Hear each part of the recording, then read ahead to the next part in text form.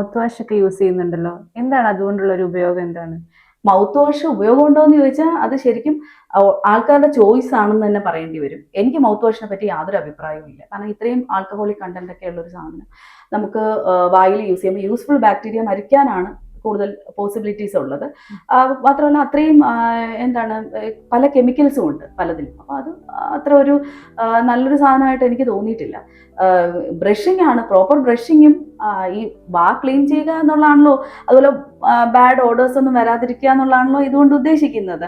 അപ്പൊ ശരിക്കും നമ്മൾ മൗത്ത് ക്ലീൻ ചെയ്യാനുള്ള ഏറ്റവും നല്ല മെത്തേഡ് എന്ന് വെച്ചാൽ പ്രോപ്പർ രീതിയിലുള്ള ബ്രഷിങ്. പിന്നെ രണ്ട് എന്താണ് ഫ്ലോസിങ്, ത്രെഡ് യൂസ് ചെയ്തിട്ട് ചെയ്യുന്നത്. ഫ്ലോസിങ് ഇപ്പം ഇവിടെയൊക്കെ ആൾക്കാർ ചെയ്യുന്നുണ്ടെന്ന് ചോദിച്ചാൽ എല്ലാവരും ഒന്നും ചിലപ്പോൾ ചെയ്യുന്നുണ്ടാവില്ല. പക്ഷെ ഫ്ലോസിങ് ഈസ് ഇമ്പോർട്ടൻറ്റ്. കാര്യം വെച്ചാൽ പല്ലിനിടയ്ക്കുള്ള കുഞ്ഞു കുഞ്ഞു അഴുക്കുകൾ, ആ ഗമ്മിലൊക്കെ ഒട്ടിപ്പിടിച്ചിരിക്കുന്ന അഴുക്കുകളൊക്കെ പുറത്ത് പോകണമെങ്കിൽ, പല്ലിൻ്റെ ഇടയ്ക്കുള്ള പ്ലേക്സ് ഒക്കെ പോകണമെങ്കിൽ ഫ്ലോസിങ് ശീലമാക്കുന്നതാണ് നല്ലത്. അപ്പം ഇതിപ്പോൾ എളുപ്പമാക്കുന്നതിന് വേണ്ടി ഒരു ഫ്ലോസിങ്, വാട്ടർ ഫ്ലോസിങ് ഒക്കെ ഉണ്ട്. അപ്പോൾ അങ്ങനെയുള്ള എന്തെങ്കിലും നമുക്ക് യൂസ് ചെയ്ത് ക്ലീൻ ചെയ്യാം. പക്ഷേ ഇതിലൊക്കെ രസകരമായിട്ട് ആയുർവേദത്തിൽ എന്താ പറഞ്ഞിരിക്കുന്നത്, പണ്ട് നമ്മുടെ ദന്തധാവനം പറഞ്ഞിട്ടുള്ളപ്പോൾ ഇപ്പോൾ ഈ ഫ്ലോസിങ്ങിന് യൂസ് ചെയ്യുന്നതൊക്കെ ഒരു 18 ഇഞ്ചൊക്കെ ഉള്ള ത്രെഡ്സ് ഒക്കെയാണ് നമ്മൾ യൂസ് ചെയ്യുന്നത്. പക്ഷെ പണ്ട് നമ്മൾ പറയുന്നുണ്ട് ദന്തധാവനത്തിന് യൂസ് ചെയ്യുന്ന സാധനം കനീനി അഗ്ര സമസ്തൂലം സുകൂർച്ചം ദ്വാദശാങ്കുലം എന്നൊക്കെ പറഞ്ഞിട്ടുണ്ട്. അത് നമ്മൾ അർക്കം, അതായത് എന്താണ് എരിക്ക്, ഖദിരം, കരിങ്ങാലി, കരഞ്ചം, ഉങ്ങ്, നെഗ്രോധം, പേരാല്, അങ്ങനെയൊക്കെയുള്ള സാധനങ്ങളുടെ സ്റ്റിക്ക് നമ്മൾ യൂസ് ചെയ്ത് ഇപ്പൊ എനിക്ക് തോന്നുന്നു ഈ സൂപ്പർ മാർക്കറ്റ്സിലൊക്കെ ചില സ്ഥലങ്ങളിലൊക്കെ ഇത് അവൈലബിൾ ആണ്, ഈ സ്റ്റിക്സ് അവൈലബിൾ ആണ്. ഈ ഫ്ലോസിങ്ങും വേണ്ട, ഫ്ലോസിങ്ങിന്റെ ഗുണവും കൂടെ കിട്ടും ശരിക്കും ഈ സ്റ്റിക്ക് യൂസ് ചെയ്ത് കഴിഞ്ഞാൽ. കാരണം നമ്മൾ ഈ പല്ലിന് ഇടയ്ക്കുള്ള അഴുക്കുകളൊക്കെ ക്ലീൻ ചെയ്തിട്ട് നമുക്ക് എടുക്കാൻ പറ്റും. അപ്പൊ അത് പണ്ട് ആചാര്യൻ ഇത്രയും വളരെ കറക്റ്റായിട്ട് ഇത് പറഞ്ഞിരുന്നു എന്നുള്ളതാണ് നമുക്ക് മനസ്സിലാക്കാൻ പറ്റുന്ന ഒരു കാര്യം. ശ്ലോകമൊക്കെ നല്ലതായിട്ട് പറയുന്നുണ്ട്.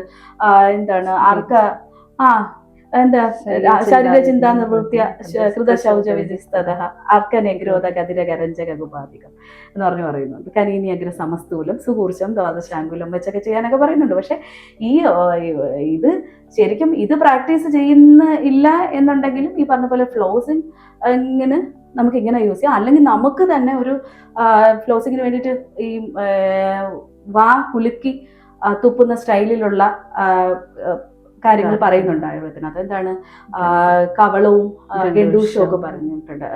കവളമാണ് ചരമായിട്ട്, അസഞ്ചാരി മുഖേ പൂർണ്ണ ഗണ്ടൂഷം കവളസ്ഥര എന്നല്ലേ പറയുന്നത്. ഈ കുലുക്കി തുപ്പുക എന്നുള്ള ഒരു ഇതും പറയുന്നുണ്ട് ശരിക്കും പറഞ്ഞിട്ട്. അതിന് നമുക്ക് പറ്റിയ ഡ്രഗ്സുകൾ ഇട്ട് തിളപ്പിച്ച വെള്ളം നമുക്ക് യൂസ് ചെയ്യാൻ പറ്റും. ത്രിഫലയൊക്കെ അതിന് വളരെ നല്ലതാണ്.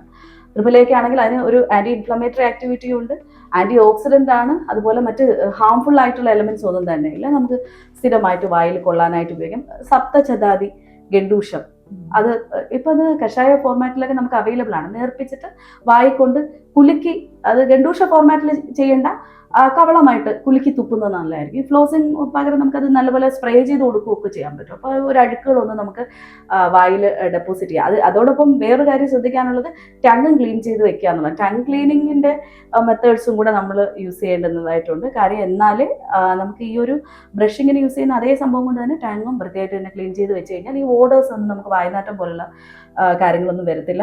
ഇത്തരത്തിലുള്ള കെമിക്കൽസ് എടുത്ത് എപ്പോഴും വായിൽ ഇങ്ങനെ യൂസ് ചെയ്യുന്നുണ്ട്. നമ്മൾ ആയുർവേദക്കാരായതുകൊണ്ടല്ല പറയുന്നത്, പക്ഷെ ആക്ച്വലി ഇതിന്റെ കെമിക്കൽസ് പലപ്പോഴും ഈ ആൽക്കഹോളിക് കണ്ടന്റ്സ് ഉള്ള സാധനങ്ങളിൽ കെമിക്കൽ കോമ്പൗണ്ടിങ് ഉള്ള ഒന്നും നമുക്ക് യൂസ്ഫുൾ ബാക്ടീരിയാസിനെ നിലനിർത്തത്തില്ല. അപ്പോൾ അതൊന്ന് അവോയ്ഡ് ചെയ്ത് ഇത്തരത്തിൽ ബ്രഷിങ്ങും ഫ്ലോസിങ്ങും ശീലമാക്കുന്നതാണ് നല്ലത്. നമ്മുടെ മെത്തേഡിൽ ചെയ്യാൻ പറ്റിയാൽ അതാണ് ഏറ്റവും നല്ല കാര്യം.